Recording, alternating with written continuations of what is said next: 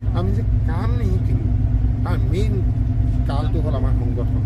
আচলতে তুমি যিটো প্ৰশ্ন হৈছে বৰ লাজ লগা প্ৰশ্ন। মোক এনেকুৱা প্ৰশ্ন সুধিলে সঁচাকৈ বৰ লাজ লাগে। মই নহয়, তুমি যদি পথাৰ নোযোৱা তোমাক নিকম্মা বুলি কয়। নিজৰ জীয়েকক বিয়া নিদিয়ে সেইটো মানুহলৈ, তুমি যিমানেই ধনী নোহোৱা। গিফটেড বুলি যে এটা পৰীক্ষা লয়, মই প্ৰথম তেতিয়া শুনিছিলোঁ। প্ৰথম তেনেকুৱা মানুহ একচুৱেলি তোমালোকে কাপোৰ কানি খুলি তোমালোকে হিমালয়ত গৈ পেলাই ভগৱানৰ আৰাধনা কৰা। ভগৱান কেতিয়াবা আহিব, তেওঁৰ পৰা বৰ এটা খুজি ল'বা।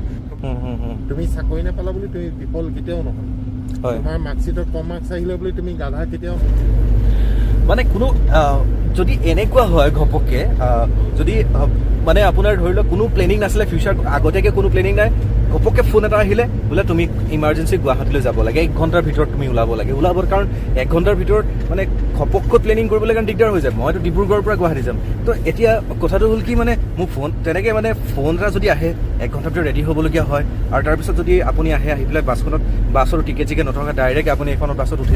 উঠি পায়ে যদি আপুনি অসমৰ বিখ্যাত মানুহ এজনক যদি আপুনি লগ পাই যায়, আপুনি মনে ভাবি থকা, মনে ভাল পোৱা, লগ পাব খুজি থকা মানুহজনী ঘপককৈ লগ পাই যায়, কেনেকুৱা হ'ব বাৰু আপুনি চিন্তা ভাবকচোন। কেনেকুৱা এটা ঘটনাই মোৰ লগত আজি ঘটি গ'ল। কি ক'ম, লাইফ অফ এ ড্ৰাইভাৰ। বাকীখিনি নক'লেও হ'ব চাগে। গতিকে চিনি পায়, জানে সকলোৱে অসমবাসীৰ মৰমৰ এটা নাম, মৰমৰ এটা চিনাকি নাম, মৰমৰ এজন মানুহ আৰু এজন লিখক, যিজনৰ হাতৰ কলমৰ পৰশত এখন কিতাপৰ জন্ম হৈছিল, লাইফ অফ এ ড্ৰাইভাৰ। আৰু সেই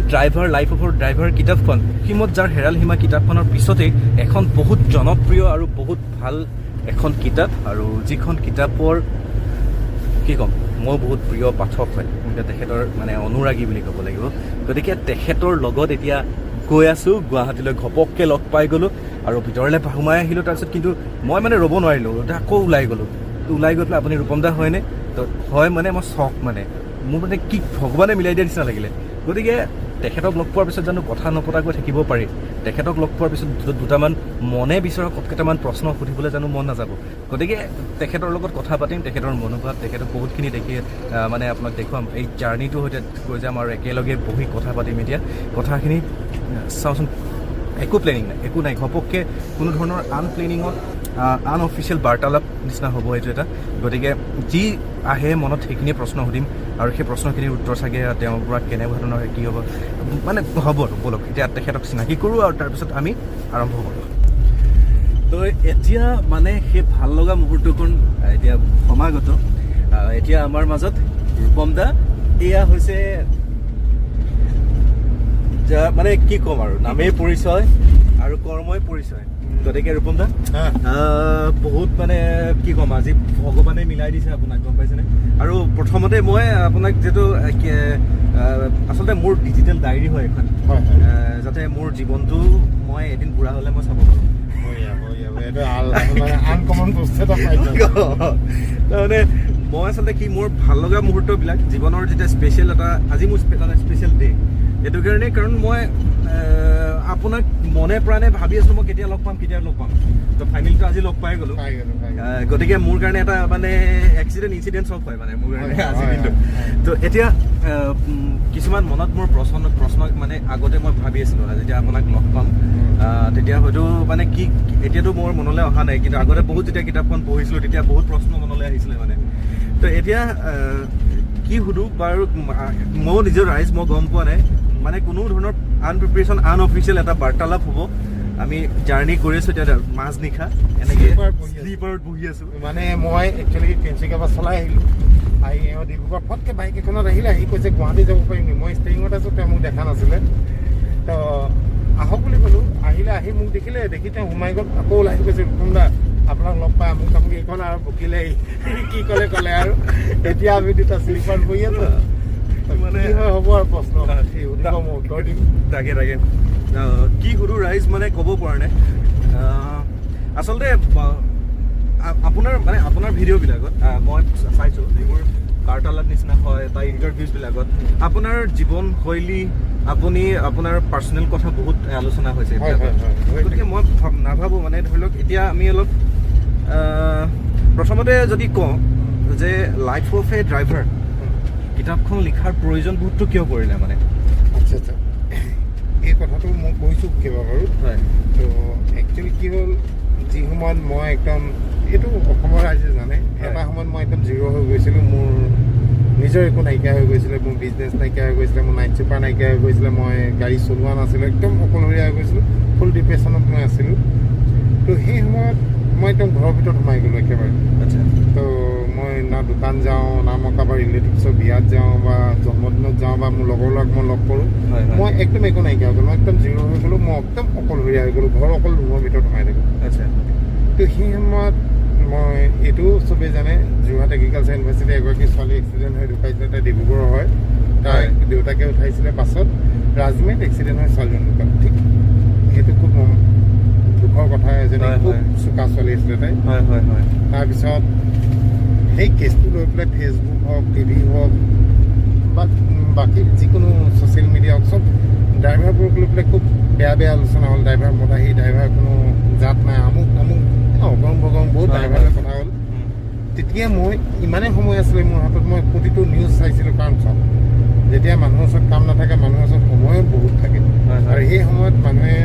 চব কৰে সেই সময়ত মই খুব সেইবোৰ দেখিছিলোঁ মোবাইলত এনি টাইম চাই থাকোঁ ফটকৈ মোৰ মনৰ উদয় হ'ল যে মোৰতো ইমান বছৰ গাড়ী চলালোঁ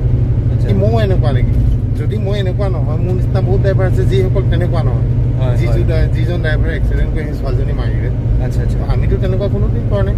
মই ভাবিলোঁ যে মই ফেচবুকত এবাৰ লিখোঁ লাইভভাৱে ড্ৰাইভাৰ যে ড্ৰাইভাৰৰ জীৱন গাথা কি তাৰ মূল মন্ত্ৰ আছিলে ড্ৰাইভাৰো এজন মানুহ ড্ৰাইভাৰৰ মাক থাকে ড্ৰাইভাৰ বায়েক থাকে ড্ৰাইভাৰ ককায়েক থাকে মাক দেউতাক থাকে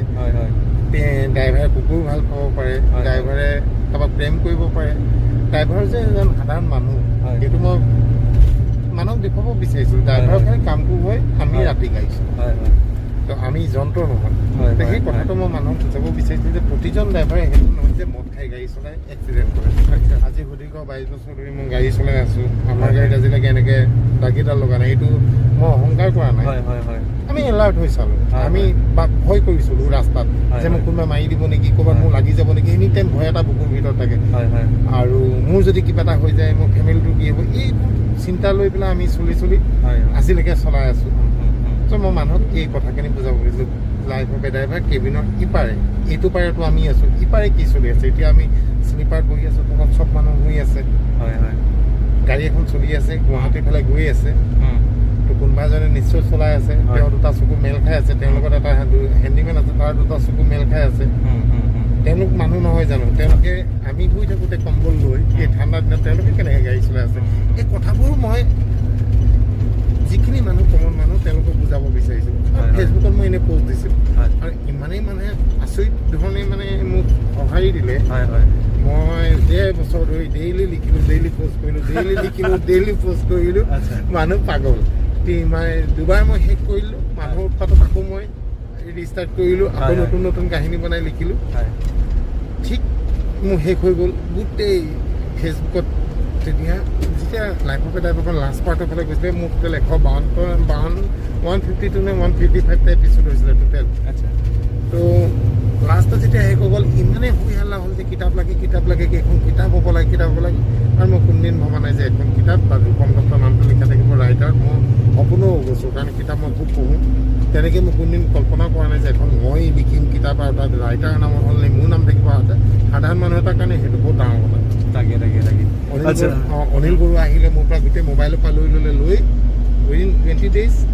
কিতাপ হৈ গ'ল চব মোৰ কাৰণে এইবোৰ অলি কল্পনা আৰু মানে মই কি ক'ম যেনে তেনে এইবোৰ হৈ গ'ল মই একোৱেই প্লেনিং নাছিলে মোৰ কিতাপৰ আৰু সেই কিতাপখন মানুহে ভাল পালে এতিয়া অনিল বৰুৱা মানে আপোনালৈ মোৰ তথা আমাৰ নৱপ্ৰজন্মৰ আমাৰ পঢ়ুৱৈ সমাজৰ ফালৰ পৰা আপোনালৈ বহুত ধন্যবাদ ৰূপমদাৰ এই অনুভৱখিনি আপুনি কিতাপ আকাৰে মানে প্ৰস্তুত কৰি দিলে তাৰ কাৰণে পঢ়িবলৈ পালোঁ তেওঁৱে মেইন মানুহ অনিল বৰুৱা তেওঁ নোহোৱা হ'লে আজি কিতাপ আকাৰ নহয় কাৰণ মই ভবা মোক বহুতেই ফোন কৰিছিলে যে আপোনাৰ এখন কিতাপ কৰিম মই কৈছিলোঁ নাই মই তেনেকৈ ভবা নাই যদি মই ভাবোঁ মই ক'ম সকলোকে মই সেইটো উত্তৰ দিছিলোঁ কিন্তু অনিল বৰুৱা এনেকুৱা আচৰিত মানুহ তেওঁ আহি কৈছে পইচা পাতি কথাই নাহে একো কথাই নাহে মই আনকমন কাম কৰি ভাল পাওঁ এইটো আনকমন কাহিনী মোক এইটো লাগিবই এইটো ময়ে কৰিম আৰু বেলেগ মই কাকো নিদিওঁ বোলো কৰক একেদিনাই তেওঁলোকৰ মন মিলিলে আৰু জুকীয়া মানুহ তেনেকুৱা মানুহৰ লগতে মিলে যুঁজ থকা মানুহ তেওঁ লৈ গ'ল মোৰ মোবাইলৰ পৰা DTP কৰি মেলি জিতি যেনেকৈ আমি ফেচবুকত দিওঁ তেনেকৈ খালি অলপ বানানখিনি চাইছিলোঁ আৰু ব্ৰেকআপখিনি অলপ ইফাল সিফাল কৰিছিলে কৰি মেলি আমি তাত 152টাই আছিলে আৰু ইয়াত অলপ কমাই দিয়া হ'ল মানে 3-4টা এপিছ'ড লগাই আমি এটা কৰি পেলাই কিতাপখন কৰিলোঁ তাৰ বাহিৰে বেলেগ একো চিৰিয়াছ হোৱা নাই একোৱে সলনি হোৱা নাই কাহিনী আৰু এতিয়া আচলতে ৰূপমদা মই গৈ আছোঁ মোৰ ঘপককৈ আহিবলগীয়া হ'ল 1 ঘণ্টামান ভিতৰতে মই সিদ্ধান্ত ল'লোঁ সেইটো কাৰণে কোনো টিকেট নাকাটিলোঁ ঘপককৈ আহি লগ পালোঁ আপোনাক চাকৰিৰ সংক্ৰান্তত মানে যাবলগীয়া হৈছে উপায় নাই এতিয়া চাকৰি বুলি কোৱাৰ লগে লগে মই আপোনাক এটা প্ৰশ্ন সুধিব খোজোঁ যিহেতু আৰু এটা আগতীয়াকৈ মই ক্ষমা প্ৰাৰ্থনা মাগিছোঁ দেই যাতে মই কিবা এটা প্ৰশ্ন যদি মই ভুলকৈ কিবা এটা সুধিব যিটো প্ৰশ্ন যদি আপোনাক অকণমান মনত আঘাত চাঘাত যাতে নহওক মানে যদিও পায় মোক ক্ষমা প্ৰাৰ্থনা কৰি দিব মই যিটো লাইনত আছোঁ আহি ইমানেই প্ৰথম অৱস্থাত আঘাত পালোঁ এতিয়া সেইবোৰ কথাই মোক একো দাগো নলগাই আৰু তুমি একদম বৰ ধুনীয়াকৈ কথা পাতা ইমান দেৰি আমি কথা পাতিলোঁ তুমি সেইবোৰ নহয় একদম নিশ্চিন্ত থাকে তোমাৰ যেই মনত প্ৰশ্ন আহিছে তুমি মোক সোধা আৰু বেয়া পোৱা প্ৰশ্নই নাহে কেতিয়াও বেয়া পাম প্ৰশ্ন সুধিলে কেতিয়াও মই বেয়া নাপাওঁ তুমি সোধা ঠিক আছে দিয়ক মানে মোৰ এটা আচলতে কি এতিয়া চাকৰি আৰু ব্যৱসায় এই দুটাৰ মাজত আপোনাৰ নৱপ্ৰজন্মৰ কাৰণে আপুনি ধৰি লওক কেনেকুৱা এটা উপদেশ দিব আৰু ধাৰণা কি এই দুটাৰ ভিতৰত মানে চাকৰি আৰু ব্যৱসায় যে মই প্ৰশ্নটো এইটো কাৰণে আপোনাক সুধিছোঁ কাৰণ আপোনাৰ যিখিনি কোৱালিটি